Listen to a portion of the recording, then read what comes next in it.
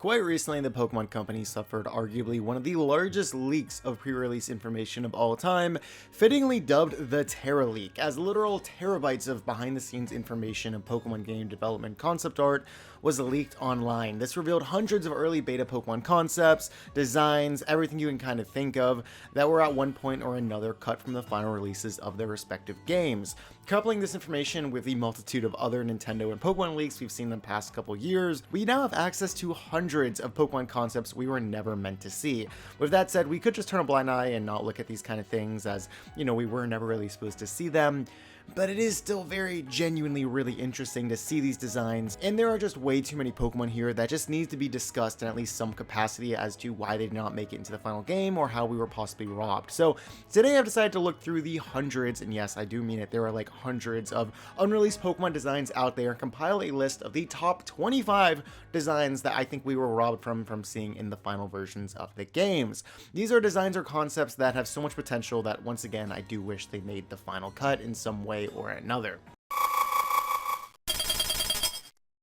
Kicking off our list at number 25 is Pen, a bowling pin penguin Pokemon originally in the works for Generation 3, the original version of Hoenn. Now, the reason he's 25 on our list here is because I don't actually particularly love the design overall, and I will say that I am glad it was cut from the final game. But when you remember that Spheal exists, this dude starts to make a lot more sense and is actually really clever. Spheal is a seal bowling ball round design. Seals hunt penguins. Bowling balls obviously strike or hunt pins. It's so silly, but I really love the concept and even the execution of a bowling pin penguin to couple along with Spheal. I would say it maybe is a bit too on the nose. That's why they did end up cutting it, because I don't know, it's a bit silly, but in the end, I still gotta respect this design a lot. I really liked what they were going for, and I think it definitely could have worked with a couple revisions, but as it stands right now, I don't love the design, but I still want to give it a huge shout out in the actual ranking and list. Next up, we have this really cute orange bird looking Hoenn Pokemon once again named Kurumi. Apparently it was known as the pincushion bird Pokemon, which is a really fun concept for a design, but in reality, it looks like a duck with an orange on its head.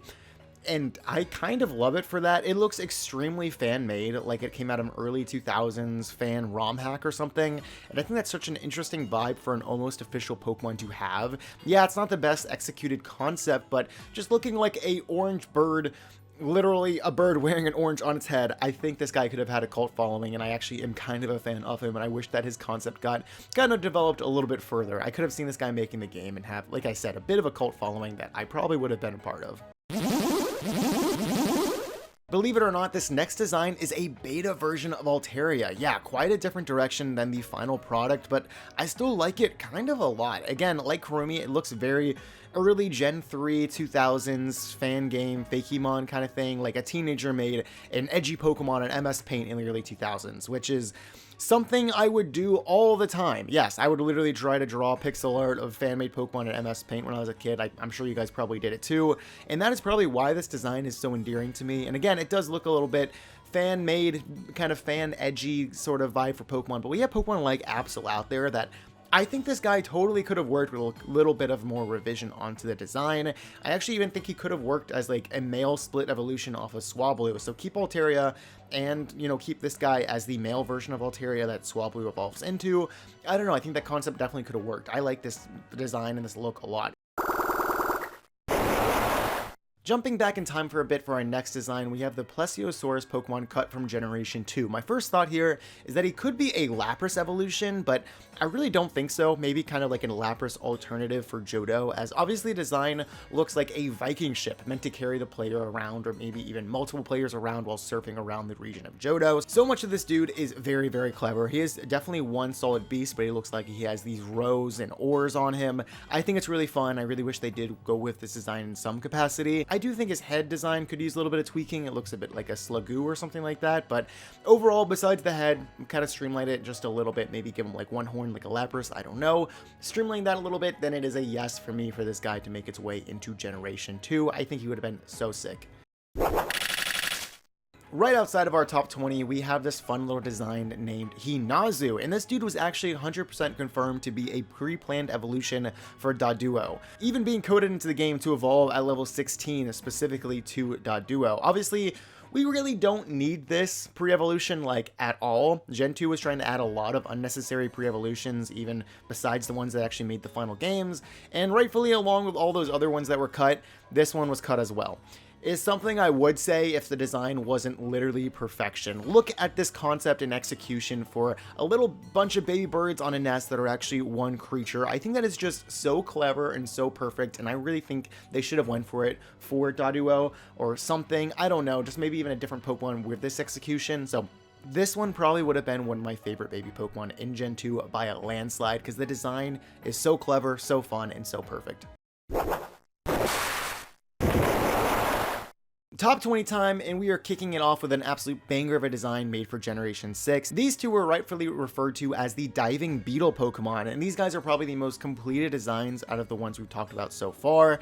They just look straight up fantastic, especially the pre-evolution form. I think that thing is amazingly well designed. I think both of them are actually phenomenally well designed. Now, my assumption for why they didn't make the final cut for Generation 6, again, they were trying to be made for Kalos, is probably because they wanted to save them for Alola, because there's no diving in Kalos. Yeah, these are called the diving beetle Pokemon, and dive is like not a feature at all. There's barely like any surfing in Kalos that I can remember, so I think it was a good move to push them off for Alola, where I think their designs got tweaked majorly to turn into Wimpod and Golisopod.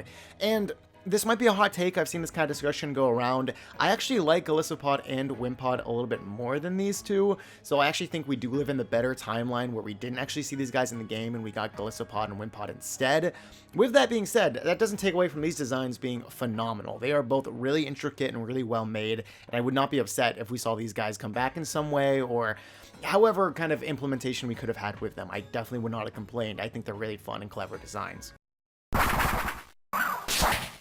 Now, moving away from the fantastic and intricate design of number 20, we have an incredibly ugly, awful design at number 19 with Sato.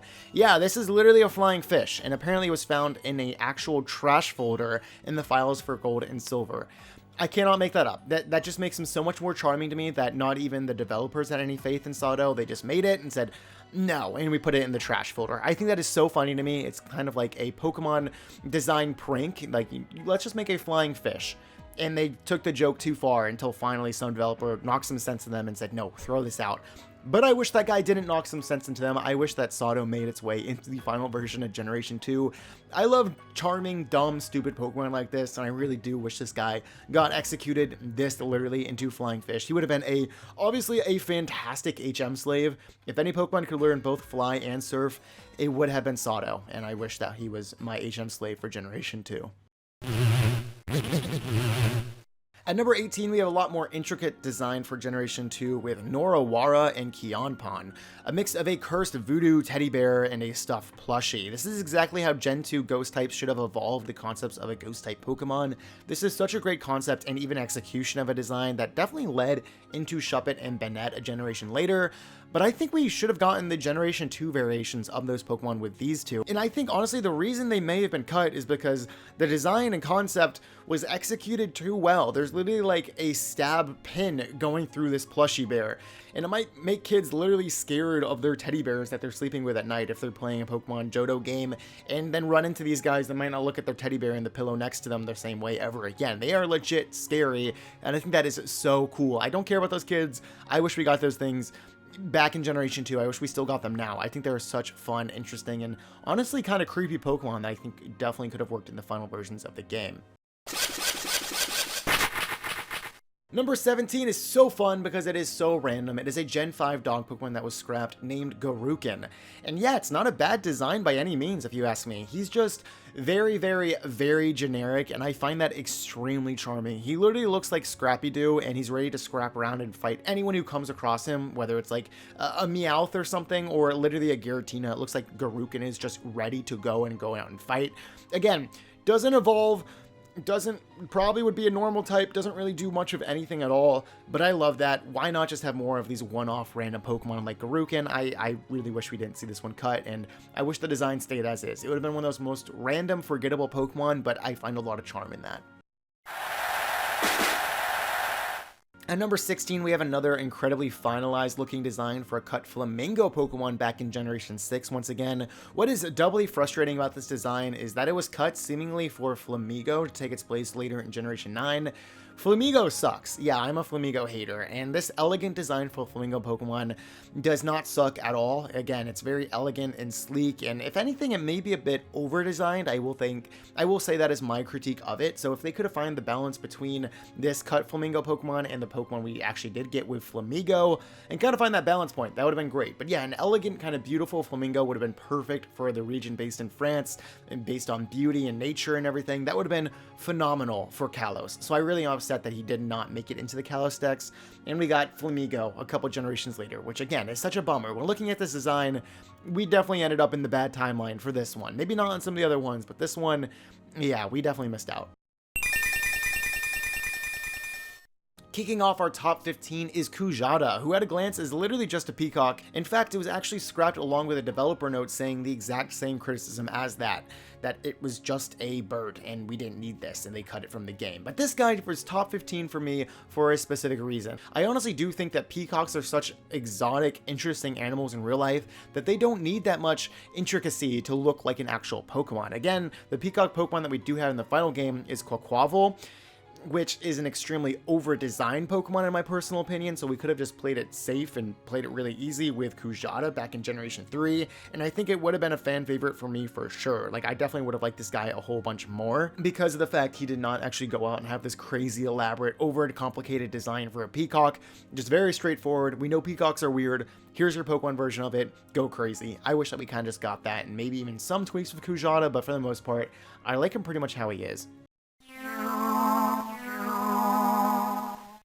Next up to our discussion is our number 14 spots, Otama, the tadpole Pokemon, and its evolution, Kiramoro. I hope I'm saying some of these kind of correctly. They're all obviously the Japanese names, but I like them both. But I really do like Otama. This is such a clever, simple, non-over-designed concept for a musical tadpole that I definitely prefer over Timple that we got later in Generation 5. The developer notes here say that they were cut for being too similar to Poliwag and Politoed, and I can definitely see that for Kiramoro, but for Otama, I really like it a lot, and I wish we did see it. You can just see how clever it is. It's using like a vinyl disc on its head, and it's using, you know, kind of its little fin thing on top. I don't know what it's called at all, but it's a little fin thing on top to kind of scratch the disc and maybe bounce around and make little musical notes. Like, even looking at these 2D sprites on my screen, I can envision movement and rhythm within their concepts and designs. I think they're super, super fun. Again, maybe we just need a little bit of tweaking for Kiramoro, but in the end, I really do think it was a missed out opportunity that these were both eventually completely cut from Generation 3. Ooh, number 13 hurts so badly as we were so close to getting a legit fire and water type as early as Generation 2 with Bomushikaa. Again, these pronunciations, I'm so sorry, but Bomushikaa is such a simple yet effective concept that totally could have worked for one of the most sought after Pokemon type pairings that we didn't see until way later in Generation 6. But yeah, Bomushikaa is such a simple yet perfect design for a seal using a fireball on its head to throw out at its enemy. Obviously, this kind of inspired maybe even Popplio way later in Generation 7, but Popplio is he's just a water type starter Pokemon. This would have been a legit fire water split type and would have been such a cool Pokemon to see back on Johto back in Generation 2. Would have made a lot of Generation 2 Johto teams, and I think this was a missed opportunity for sure. Bomushikaa definitely should have made the final cut. I feel like I'm in a bit of a state of paralysis as I cannot make up my mind whether I actually like our number 12 Pokemon, Ribura, ironically or genuinely. Like, the design sucks, right? Like, if we're looking at it, it is a flying book bird. Like, that straight up sucks. But at the same time, looking at this design, I have a huge soft spot for it, and I absolutely love it. Like, it's so stupid of a design that it's genius, and I'm sure you guys are probably confused as to why a Pokemon I'm so split on made its way on the ranking all the way up to number 12, beating out so many other phenomenal designs.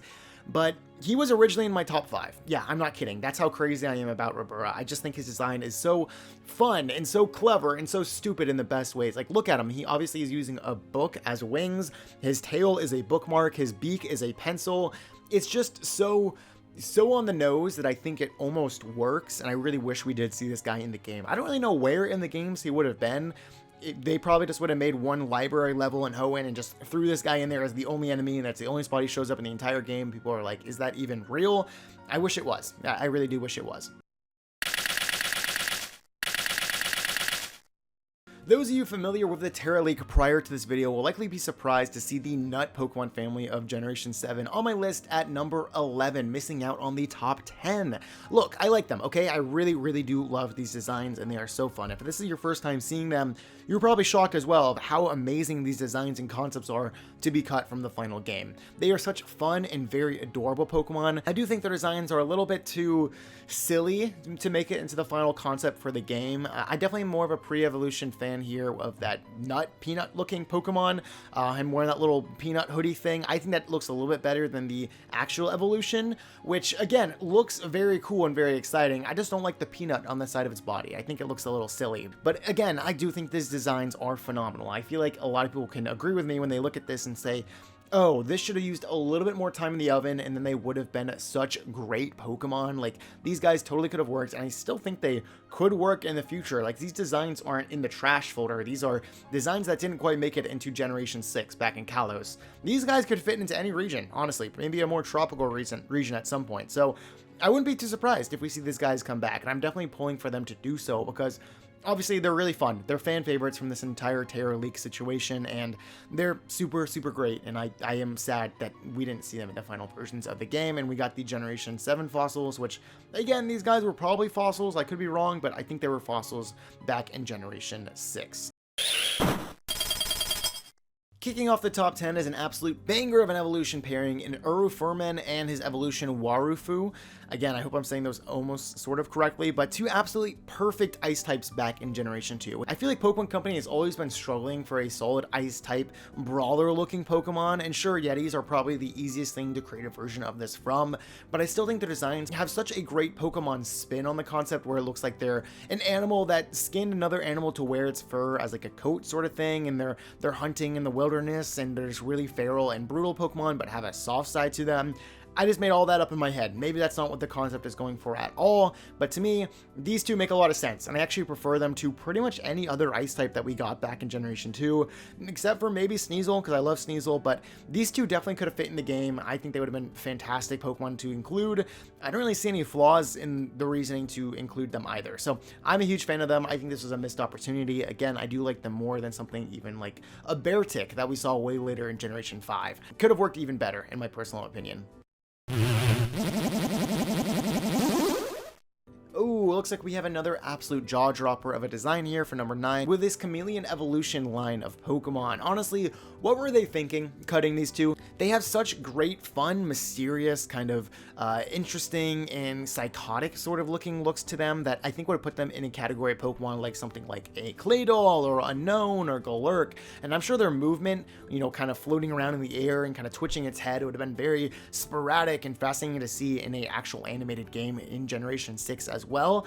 And I'm sure the latter evolution probably would have been a bit challenging to animate completely properly with that giant tail of his, but I don't really care. I don't think that's a good enough excuse to scrap the entire concept. I just wish they went for it and really try to get these guys to work in Generation 6. And even now, again, they're not tied down to Kalos. I hope these guys do actually make their way into a future version of the games. I really don't see why we can't revise these designs just a little bit and have them happen in a later Pokemon game.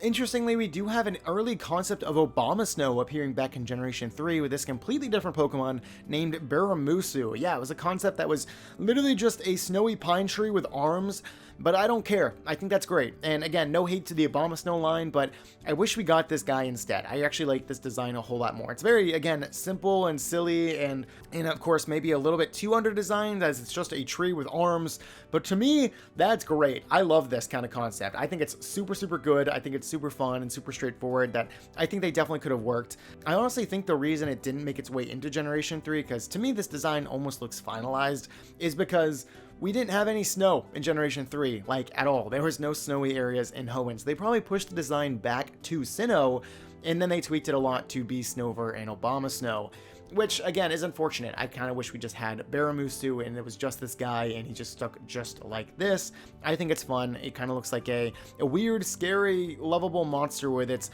one eye Cyclops sort of vibe. I think it's really fun, and I wish we saw this guy actually make its way into the games way back in Hoenn, even without any snow.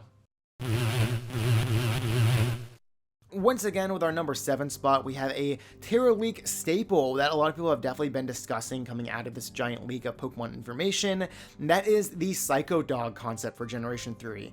Now, if you have not seen this concept before, yes, this is a legit murderous-looking psychotic dog that was planned to make its way into the game, and there were some really crazy stuff in the development stage for Generation 3, and a lot of people seem very confused by the darker, murderous tone, almost, for Pokemon that was seen all over this concept art for Generation 3. But to me, this concept art makes a lot of sense. Like, they were just kind of throwing stuff to see what stuck on the wall. The series was supposed to end back in Generation 2 with Johto, so the original fans of the first 2 generations are probably older now and not really looking forward to doing the exact same iteration of the games again, so they probably made a whole bunch of designs that would grow up and be more murderous, kind of threatening, angsty teenager kind of look for a new future of Pokemon.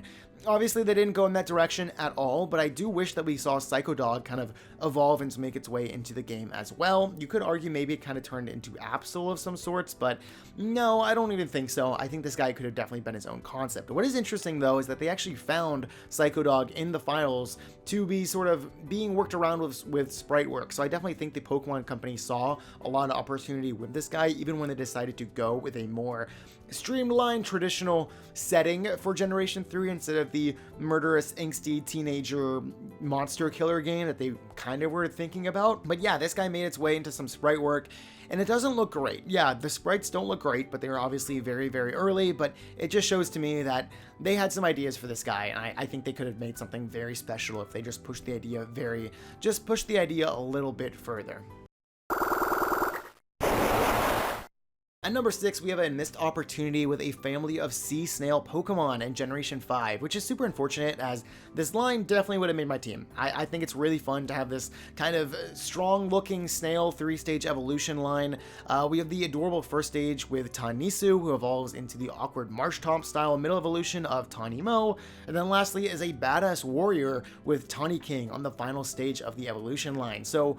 So cool to me. I love this line a lot, especially Tawny King with its Captain America soldier shield, and looks like he's ready for actual war and combat. He looks like he's ready to support on the front lines. He's ready to go, which is also really unfortunate because Gen 5 doesn't have a lot of great water types. I usually just end up picking Oshawott as my starter anyways, but still, I probably would have went with this guy, in Generation 5. I think he definitely would have made my team, even with the design looking as it is now. Maybe a little bit of tweaking, sure, to kind of finalize it, but overall, I like this design and concept a lot. I really wish we saw it. Maybe even for a starter Pokemon. Now that I'm looking at it again, like, this dude could have been a starter. Yeah, really. Especially with that Marshtomp looking middle evolution, this dude could have been a starter, and I would not have been upset about it at all. We're going to start off our top 5 with a little bit of a surprise to you guys, likely. We have a scrapped Tangela family that was meant to be introduced back in Generation 2. Manja, who evolves into Tangela at level 13. Again, one of those weird pre-evolution Pokemon in Generation 2 we definitely did not need and were rightfully cut. But then we have Geronra, who evolves from Tangela at level 44, making Geronra an absolute late-game beast of a Pokemon evolution, and I love Geronra's design a lot. Like, I know we have Tangrowth in later generations with Generation 4, but there's something so much more interesting about Geronra that I like its design, like, infinitely more than Tangrowth's. Now, it's definitely more feminine with its bangs and, like, a heart-shaped bow in its hair, but I think that makes such a fun and interesting take on the concept of Tangela that would have made it an absolute standout design of a Pokemon instead of just a super, super forgettable Gen 1 Pokemon. Like, Tangela is not that interesting or iconic to me at all, but Geronra, man, I love this design a lot. And also, Manja's here too. I don't have anything against Manja. Again, that one could have been cut. It's fine. But it definitely does make the line look more feminine overall with Manja being there. But Geronra takes it to the next level. I think the entire design is so cool and so fun. Even if they had it where only female Tangela could have evolved, I think that would have been really cool. So I think that's super fun, and I wish they went with this one. I like it so much more than Tangrowth. Tangrowth is extremely forgettable as well to me, so this was a missed opportunity. Would have fit perfectly in the vibe for Generation 2. Would have been on my team 100,000%. Next up at number 4, we have an unnamed, presumably fossil Pokemon in the early works for Generation 2. Now, it's definitely a bit of a departure from the typical fossil Pokemon as it's missing, like flesh. It literally is just a living pile of bones, but I think that really works to make it look like an absolute deranged, monstrous beast of a Pokemon, which again, is probably the reason they cut it. They probably went a little bit too far in the murderous tone of Pokemon, especially early on in Generation 2. But I don't care. I love it. This dude looks legit scary, and something that Game Freak definitely would not typically go for. Like, it literally looks like a living monster alien, ready to just go ahead and tear apart your bones and just do whatever it needs to get the kill. Like, it's very intense, and I think that's really cool. We don't have a lot of Pokemon that really fit this kind of vibe. We have Pokemon with, you know, fan concepts of that they're actually murderous and evil and kind of lighthearted evil Pokemon, like a Driftbloom or something, but something that looks straight up ready to kill you is pretty rare in Pokemon. This definitely would have been a welcome addition in my personal opinion. So I know we talked about the Psycho Dog back in Generation 3 and how there are so many crazy looking Generation 3 early concepts. Well, this new character 4 that was, you know, titled that in the files was also made for Generation 3, and this one does not look crazy, scary, or disturbing to me like at all, but rather just a great piece of world building and lore for the early Pokemon world. Again, this was for Generation 3, so it has the concept of unknowns and like the ancient Pokemon world, Ruins of Alph sort of vibe built into it, but then it's a living stone creature. Like, you see that dude's little eye underneath the tiny bit of brick stone right there? Yeah, this dude's like a living gecko with an unknown statue built onto its tail, built onto its actual design. I think this design is phenomenal, and I definitely could have worked to translate into a actual 2D sprite in Generation 3. Yeah, it would have been a bit of a challenge to really convey all they were trying to do with this early concept art, but I think they could have done it. This design does not seem crazy, outlandish, or scary at all, but really fits in the mysterious, ancient world vibe of Pokemon that this dude definitely could have worked with, and I think this was a missed opportunity. We could have built the Pokemon world in such an interesting way with this one being introduced back in Generation 3.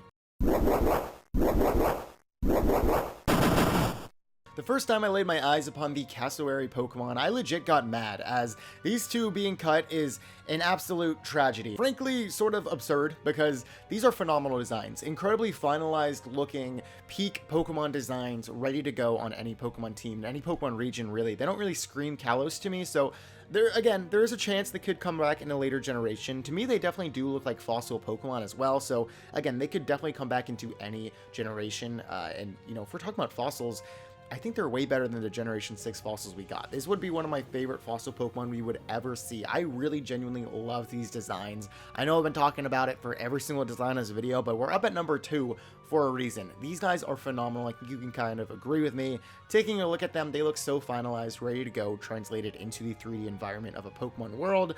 And now I do think they may be a little bit too similar to the Vullaby line, and I think that is probably why they ended up not making them so soon in Generation 6, but again, I think they're way better, obviously, than the diaper Pokemon. That is so ridiculous, but I do think that there is a chance they come back in a later generation, maybe just too soon in Generation 6 with the Vullaby line right there from Generation 5. I don't know. That's just, I'm hoping and praying that these designs come back, because they are absolute beasts. Some of my favorite looking bird Pokemon we've ever gotten, some of my favorite possible fossil Pokemon we've ever seen. So these guys are absolute missed opportunities, and it's a certain tragedy that we did not see them in the final version of the game.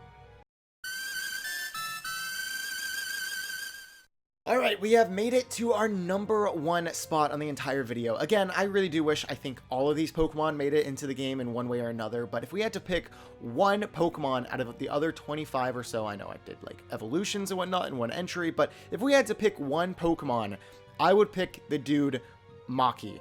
Yes, this is far and away my favorite scrapped design I've ever seen, and I know that's so odd because we talked about some extremely cool Pokemon, like look just back at number 2 spot with the Cassowary Pokemon, or the unknown statues that we saw in the 3rd spot, whatever, but above them all we have Makki, as it's just a perfect Pokemon design that just tells a fun little story within a single image and within a single design. This dude is a rabbit caretaker Pokemon that's using the advantage of those weird green spikes on its back that are definitely part of its body but resemble grass to take care of these little baby miniature Pokemon looking things. They are probably Pokemon, but I don't believe they're you know, pre-evolution or any kind of baby form of Makki themselves, but rather a completely different species of Pokemon that Makki is caring for because it has the ability to hide them within its little nature pouch on the back. It's such a fun, interesting, cute story of, you know, like adoptive parenting sort of vibe and cute little Pokemon using the gifts it was given to take care of other Pokemon that are out there. And you get this entire story just by looking at the sprite of Makki. And regardless of the little story it's telling, I think the design of Makki works really well. Yeah, it sure just kind of looks like a rabbit, but it looks like a Pokemon styled rabbit. Like, that does not make me seem like it should have been cut, honestly. I think this dynamic works really well, and I think I am a bit of a sucker for the family dynamic of Pokemon. We do have Pokemon like Tandemaus and Maushold in later generations. Maybe this dude could have learned Population Bomb way back in Generation 3. I don't know, but I know it might seem a little bit odd, but hopefully I explained myself decently well as to why Makki was our #1 pick of the entire top 25 list of cut Pokemon. And there you go. That is going to be the wrap up of my entire list of Pokemon here. Yeah, there's a lot. There were definitely a lot of Pokemon to talk about, but there are so many leaked designs. I recommend you guys go out and do your own research. I wish I could just throw them all in one video, but it would have been like hours and hours long. And this one's even longer than I kind of meant for this video to be, so I apologize, but thank you guys for watching the entire thing. If you did, make sure to like and subscribe. I definitely plan on uploading a lot more videos. I know I've been pretty slow on the channel recently, but I really want to get back into the swing of things, especially going into 2025. So thank you guys for sticking around with me. I really appreciate it. And if you guys want more Pokemon videos, I have a couple other ones I'm working on as well. So thanks for watching. Make sure to like and subscribe. Let me know your favorite beta Pokemon, scrap Pokemon designs in the comments down below. See you guys next time, and bye-bye.